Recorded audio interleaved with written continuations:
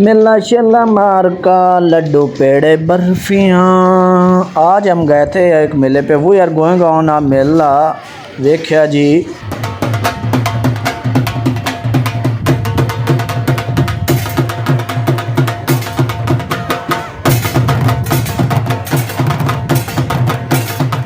मेले का सीन बड़ा कमाल दा, बड़ा लुत्फ अंदोज़ हो जनाब।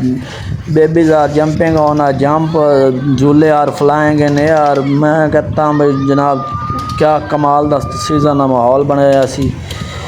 ते दिन भी इस तरह के चल रहे सी, लेकिन मेले दे विच एक पूर रौनक माहौल सी। बच्चे जनाब फुल इंजॉय कर रहे सी। वड्डियां दा तां नामो निशान नहीं सी, क्योंकि वड्डे हुण मेला वेखना छड्ड गए ने।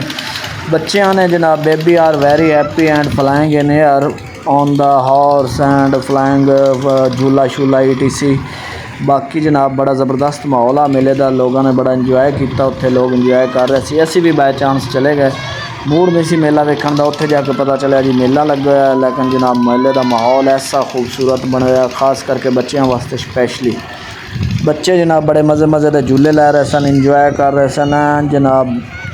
चस का माहौल बना के खड़े सन, खास करके बच्चे।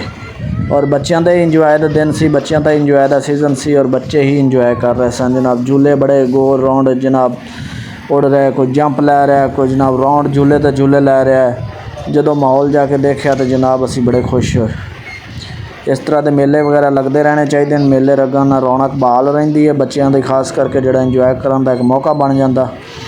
ये मेला है जनाब तहसीलो ज़िला व्याड़ी दे विच। तहसीलो ज़िला व्याड़ी दे विच अगे आ जाता जी अड्डा रत्ता टिब्बा, और रत्ते टिब्बे तो अगे आ जाता जाल सियाल।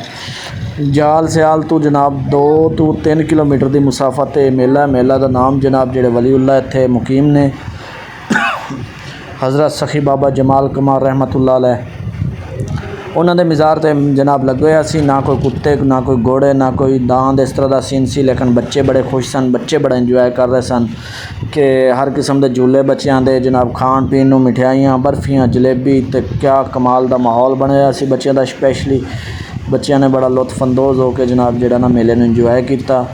चीज़ां खरीदियाँ जनाब, किसी ने कोई चीज़, किसी ने कोई चीज़। और उस तो बाद झूले लै, पानी ठंडे पीन नूं मिल रहे सी, जलेबियाँ, पकौड़े, समोसे। रवायती अंदाज नाल मेला लगा हुआ सी। मेला बड़े अरसे बाद वेख्या, तकरीबन 10 तो 11 साल बाद मेला वेख्या। लेकिन मेले की रौनक वेख के दिल फिर एक बारी बच्चा हो गया, और फिर याद आया कि मेला वेखना चाहिए। मेला बड़ी अच्छी चीज़ है, और ये तो बंदा पुर रौनक हो जाता है, एकदम सारियां परेशानियां भुल जांदियां ने, तो बंदा इंजॉय करता है। तुसी भी अगर लाइफ में इंजॉय करना चाहते हो, तुसी थोड़ी देर वास्ते अपनी सारी टेंशन वगैरह बुलाना चाहते हो, तो तुसी भी मेले ते जाओ, मेले में इंजॉय करो, मेले तो लुत्फ अंदोज़ हो, झूले लाओ जनाब, जलेबियाँ खाओ, पकौड़े खाओ, तो झूले लैके तो उस तो बाद जनाब ठंडे पानी पियो, शिकंजी, तो हर किस्म का पानी भी उत्थे मिल रहा सी। किसी ने ठेला लाया सी गोलियां वाला, तो किसी ने कोई किसी रंग च, कोई किसी रंग च। ज़रूर मेले ते जाया करो इंजॉय करने वास्ते, थोड़ी देर वास्ते। कोई वो बैड साइड इफेक्ट नहीं पेंदे, लेकिन बंदा है कि फ्रैश हो जाता, फ्रैशनैस मिल जाती। खास करके बच्चों को लैके जाओ, ताकि बच्चे इंजॉय करन।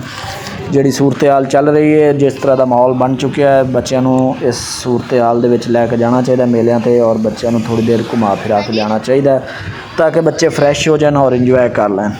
अगर वीडियो अच्छी लगे तो बाकी काम तुसी सारे आपे कर लेने हैं, दसना ज़रूरी नहीं है, तुसी जानते हो, वड्डे वड्डे लोग हो सारे।